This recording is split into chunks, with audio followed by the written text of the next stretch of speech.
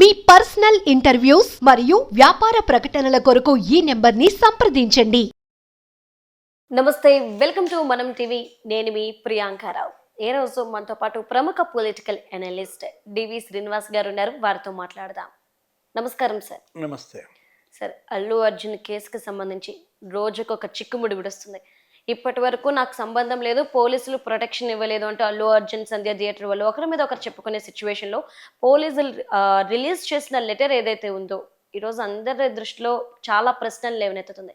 అంటే hero heroine ఇక్కడికి వస్తే వారు అక్కడ వచ్చే క్రౌడ్ని కంట్రోల్ చేయగల కెపాసిటీ ఇక్కడ లేదు. చిన్న చిన్న షాప్స్, హోటల్స్ ఉన్నాయి కాబట్టి, అండ్ వాళ్ళ కార్లు పార్క్ చేయడానికి కూడా సరిపడే స్థలం ఇక్కడ లేదు కాబట్టి సంధ్య థియేటర్కి హీరో హీరోయిన్ రాకపోవడమే మంచిది, వస్తే అంత ప్రొటెక్షన్ కల్పించడం అనేది చాలా కష్టమని చెప్పినప్పటికీ అల్లు అర్జున్ అక్కడికి వెళ్ళడం, ఇదంతా చూస్తుంటే ఆయన బెయిల్ క్యాన్సిల్ అయ్యి అల్లు అర్జున్ మళ్ళీ జైలుకి వెళ్తాడా అనే అనుమానాలు వ్యక్తమవుతున్నాయి. అసలు మీరేమంటారు దీనికి సంబంధించి? నామ్ చోటా హై లేకిన్ సౌండ్ బహుత్ బడా హై. అది పుష్పానా లేకపోతే రేవంత్? రేవంత్ కూడా నామ్ చోటా హై, సౌండ్ బహుత్ బడా హై. అంటే ఇది విషాదం, ఇది ట్రాజడీ. జరిగింది దారుణం కదా. ఇప్పుడు అల్లు అర్జున్ మరి ఆ రోజు అక్కడ థియేటర్కి వెళ్ళటం, ముఖ్యమంత్రి రేవంత్ రెడ్డి ఢిల్లీలో అదే మాట్లాడాడు. ఆయన చూడాలనుకుంటే ఆయన స్టూడియోలో చూసుకోవచ్చు, లేకపోతే అసలు హోమ్ థియేటర్లో వేసుకోవచ్చు, లేదు ప్రేక్షకుల మధ్య ఉండి చూడాలి, ఆనందం వాళ్ళతో పంచుకోవాలనుకుంటే దానికి వేరే మార్గాలు ఉన్నాయి. ఇట్లా పబ్లిసైట్ చేయించుకుని వాట్సాప్ గ్రూపుల్లో ఆయన వస్తున్నాడని చెప్పి అందరికీ తెలియజేసి క్రౌడ్ని గ్యాదరింగ్ చేయటం, లేకపోతే నీకు ప్రొసెషన్ ఏది ఓపెన్ టాప్ వెహికల్ పైన అక్కడెక్కడ హోటల్ దగ్గర నుంచి థియేటర్ దాకా అందరికి అభివాదాలు చేసుకుంటూ రావడం, ఇష్యూ అది కదా. ఏది దాన్ని ప్రేరేపించాడు, అక్కడ తొక్కిసలాటకి కారకుడు అర్జున్. ఇక్కడ ఇష్యూ ఏంటంటే ఈ కేసులో బలమైన అంశం కూడా అదే. ఆయన గనక సైలెంట్గా వచ్చి సినిమా చూసేసి వెళ్ళిపోయి ఉంటే ఎవరికి తెలియకుండా, అంటే ఏంటి తనేదో అక్కడ తన క్రేజ్ని జనంలోకి చెప్పుకునే ప్రయత్నమా, అది సినిమాకి పబ్లిసిటీ కోసమా? ఏది కాదు అక్కడ. అదేంటి తన యొక్క ఈగో ఏదో మొత్తానికి అర్జున్ ఈగో ఇవాళ ఒక కుటుంబం రోడ్డు పాలైంది, ఒక నిండు ప్రాణం బలైంది, ఇంకో ప్రాణం కొట్టుకుంటుంది. అసలు నిన్న కూడా హాస్పిటల్ వాళ్ళు రిలీజ్ చేశారు హెల్త్ బులెటిన్. ఏంటి విషమంగా ఉంది శ్రీతేజ ఆరోగ్యం. ఆ కుటుంబాన్ని నేను ఆదుకుంటాను, వాళ్ళకి ఏదో 25 లక్షలు ఇచ్చాను, ఇవి కాదు కదా ఇష్యూ. ఆ రోజు అర్జున్ని అరెస్ట్ చేసి ఒక రోజు జైల్లో ఉంచితేనే అంత విలవిల్లాడిపోయింది ఆ కుటుంబం. మనం చూసాం ఏంటి అరవింద్ తండ్రిగా అతను తల్లడెళ్ళటం, అసలు కొడుకుని ఎక్కనీయకుండా తనే పోలీస్ జీప్లో కూర్చోవటం, కానీ నీకు అక్కడ స్టేషన్కి వెళ్ళడం కానీ అతన్ని జైలుకి పంపకుండా ఎంత ప్రయత్నం చేశారో. అంటే నీ కొడుకు జైలుకి వెళ్తేనే నువ్వు తట్టుకోలేకపోయావే ఒక్క నిద్ర. ఇక్కడ ఈ బిడ్డ హాస్పిటల్ పాలయ్యాడు, ఈ తల్లి లేదు అంటే అసలు వీళ్ళు ఇవ్వలేరు కదా.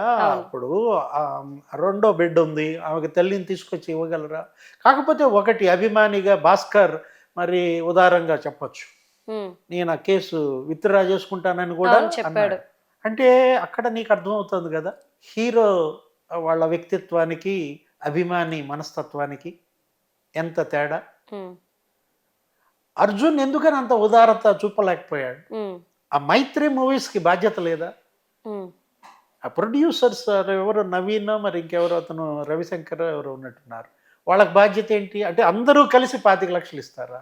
దానికే అతను భాస్కర్ పాపం హ్యాపీ, అతను అంత అంత ట్రాజడీ మర్చిపోయి అర్జున్ని నేను కేసు ఉపసంహరించుకుంటానని అన్నాడంటే ఎంత తేడా. అభిమానికిను ఆ సినీ నటుడికి వాళ్ళలో స్వార్థం కనపడుతుంది, వీళ్ళల్లో త్యాగం కనపడుతుంది. మొన్న రేవంత్ అదే అన్నాడు కదా, ఏమని ఒకటే మాట అన్నాడు, వాళ్ళు సొమ్ములు సంపాదించుకునే వాళ్ళు సొమ్ములు ఖర్చు పెడతారు, సొమ్ములు సంపాదించుకుంటారు, నీకు నాకు ఇస్తారా సొమ్ము అన్నాడు ఢిల్లీలో. అతను మాట్లాడుతూ ఇవాళ సినిమా స్టార్ అయింది, రేపు పొలిటికల్ స్టార్ కావచ్చు అన్నాడు.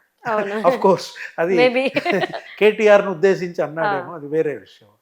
అంటే చట్టం తన పని తాను చేసుకుపోతుందన్న దాంట్లో ఇప్పుడు ఇది ఏది సంధ్యా థియేటర్ మీరు చెప్పిన అంశం, వాళ్ళు వద్దు వద్దు అన్నా కూడా రావటంలో నీకేం కనపడుతోంది? శాడిజం కనిపించట్లేదు, ఒక మొండితనం కనిపించటం లేదు.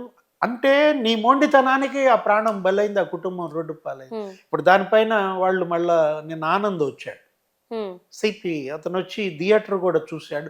అసలు లైసెన్స్ కూడా క్యాన్సిల్ అనో ఏదో అంటున్నారు, థియేటర్ లైసెన్స్ కూడా. అంటే ఒక థియేటర్ మూల్యం చెల్లిస్తుంది. 44 సంవత్సరాలుగా నడుస్తున్న థియేటర్ ఈ రోజు మూల్యం చెల్లించుకుంటుంది. అంటే నేను 20 సార్లు అందులో సినిమా చూసా, 30 సార్లు సినిమా చూసా అని చెప్పగానే సరిపోదు కదా. ఇది ఈ విషాదం అర్జున్ కుటుంబాన్ని జీవితాంతం వెంటాడు. అంటే ఈ విషాదం, ఈ ట్రాజడీ ఇది మాసిపోదు అనమాట. ఇది ఎప్పటికీ వాళ్ళ గుండెల్లో కలుక్కుమనేటటువంటి అంశం. ఇప్పుడు అర్జున్ బెయిల్ రద్దు చేయమని వాళ్ళు కూడా కోర్టులో పిటిషన్ వేస్తున్నట్టున్నారు. అంటే ఏంటి, తొక్కిసలాటకి కారకుడు అతనే కాబట్టి ఇక్కడ మరి ఆ కుటుంబానికి న్యాయం చేయటమే కాదు, లా అండ్ ఆర్డర్ ఇది మళ్ళీ పునరావృతం కాకూడదు. సార్, అంటే ఇక్కడ నాకు మరొకటి ఏంటి అంటే, పోలీసులు వ్యవహరిస్తున్న తీరు ఒక విధంగా ఉంది, ఫ్యాన్స్ కూడా అల్లు అర్జున్ తప్పు చేయలేదు కావాలని కేసులు పెడుతున్నారు అనడంలో ఓకే, అభిమానులు కాబట్టి ఈ విధంగా వాళ్ళ అభిమానాన్ని చాటుకుంటున్నారు అని కూడా మనం అనుకోవచ్చు. కానీ కేటీఆర్ కూడాను స్టేజ్ మీద అల్లు అర్జున్ తెలంగాణ సీఎం అన్న డైలాగ్కి సంబంధించి దాన్ని పొలిటికల్గా ఎలా టార్గెట్ చేయాలో, దాన్ని పట్టుకొని రేవంత్ని ఎలా కించపరచాలో అనేది ఆలోచిస్తున్నారు. కానీ ప్రతి ఒక్కరు ఎందుకు బాధిత కుటుంబం గురించి ఆలోచించట్లేదు? అంటే ప్రభుత్వం మీద బురద జల్లడానికి, నాయకుల మీద బురద జల్లడానికి, అభిమానం చాటుకోవడానికి మాత్రమే ఇన్సిడెంట్ కనిపిస్తుందా అల్లు అర్జున్? ఎందుకు చిదిలమైన వాళ్ళ కుటుంబం గురించి ఎందుకు ఆలోచించట్లేదు? ఎందుకు ఎవరు కూడా మాట్లాడట్లేదు? అంటే ఇవాళ అర్జున్ ఫ్యామిలీకి సౌండ్ వినపడింది, అవును, రేవంత్ సౌండ్ బహుత్ బడా సౌండ్ వినపడింది. ఇప్పుడు రేపు కేటీఆర్కి వినపడాలా? ఇప్పుడు అర్జున్ నీకే కాదు, రేవంత్ సౌండ్ నాకు కూడా వినిపిస్తే బాగుండు అనుకుంటున్నాడు. అంటే నిన్న కూడా బ్లాక్ షర్ట్ ఏదో వేసుకుని టీఆర్ఎస్ ఆఫీస్లోనే ఎక్కడో మాట్లాడుతూ రేవంత్ పేరు పలకకపోయినంత మాత్రాన అర్జున్ని జైల్లో వేస్తారా అంటే ఎక్కడికెక్కడికి మూడేస్తున్నారు చూడు. అతనేదో గుర్తులేదు, ఆ రోజు మాట్లాడుతూ స్టేజ్ మీద అర్జున్ ఏమన్నాడు, తెలంగాణ సీఎం అని ఏదో నత్తాడు. అంటే కేసీఆర్ ఇంకా సీఎంగా ఉన్నాడు అనుకున్నాడో, ఏదో మంచినీళ్ళని మళ్ళీ ఏదో నీకు కవర్ చేసుకునే ప్రయత్నం. అంటే అప్పుడప్పుడు జనాలకు జరుగుతాయి, సడన్ గా మనకు గుర్తురాదు, అన్నీ తెలిసిన విషయాలు కూడా మర్చిపోవడం అనేది కామన్ థింగ్. దాన్ని హైలైట్ చేయాల్సిన అంశం కూడా కాదు నాకు తెలిసి. అంటే దానికి రేవంత్ ఇప్పుడు అందుకే కచ్చబట్టి జైల్లో వేసాడు అనడం అది ఎంత అబ్సర్డ్. ఇప్పుడు అంటే ఏంటి, అతను తప్పిదం ఏం లేదా? ఇక్కడ జరిగిన తొక్కిసలాటని, ఆ మరణాలని, వాటిని కప్పిపుచ్చే ప్రయత్నం ఎంతవరకు అర్జున్కే మీరు ప్రయారిటీ ఇస్తారేంటి? ఆ కుటుంబం గురించి ఎందుకని చర్చించట్లేదు? ఇప్పుడు చనిపోయిన ఆ తల్లి గురించి ఎందుకు డిబేట్ చేయటం లేదు? హాస్పిటల్లో ఉన్నటువంటి శ్రీతేజ గురించి ఎందుకు డిబేట్ చేయట్లేదని మొన్న కూడా ప్రజా సంఘాల వాళ్ళు ప్రశ్నించారు. అవును, ఇప్పుడు అర్జున్ని జైల్లో పెడితే, లేకపోతే అర్జున్ కోసం అరవింద్ వస్తే, లేదు అతన్ని విడిపిస్తే, అర్జున్ నాపడినే ఆయన భార్య ఏదో దగ్గర తీసుకోవటం, తర్వాత పిల్లల్ని ఆయన ఎత్తుకోవటం, వీటిని చూపిస్తున్నారు ఆన్ స్క్రీన్. అవును, అక్కడ విషాదాన్ని చూపించకుండా అక్కడ తల్లడిల్లుతున్న కుటుంబానికి భాస్కర్ గురించి ఎందుకు చూపించవు? శ్రీతేజ హాస్పిటల్లో ట్రీట్మెంట్ ఎందుకు చూపించదు ఈ మీడియా అని ప్రశ్న ఇవాళ ప్రజా సంఘాలు కూడా వేసిన పరిస్థితుల్లో, ఇందాక మీరు అభిమానుల గురించి మాట్లాడారు. ఇప్పుడు అభిమానులు కూడా అర్జున్తో పాటు జైలుకి వెళ్తారా? కేసులు నమోదవుతున్నాయి కదా సార్. వెళ్తున్నారు. ఏది, వాళ్ళే పోస్టులు పెట్టారంట. అవును, రేవంత్ రెడ్డి పైన మరి ఆ రోజు వాళ్ళు ఏదో మనస్తాపం చెంది అర్జున్ మీద అభిమానం ఏమో కానీ ముందు వాళ్ళ కొంప మునిగేటట్టుంది. ఆ పోస్టులను అడ్డం పెట్టుకుని ఇప్పుడు వాళ్ళందరినీ స్టేషన్లకు పిలిపించడం, లేకపోతే జైళ్ళకు పంపించే ప్రయత్నం జరుగుతుంది.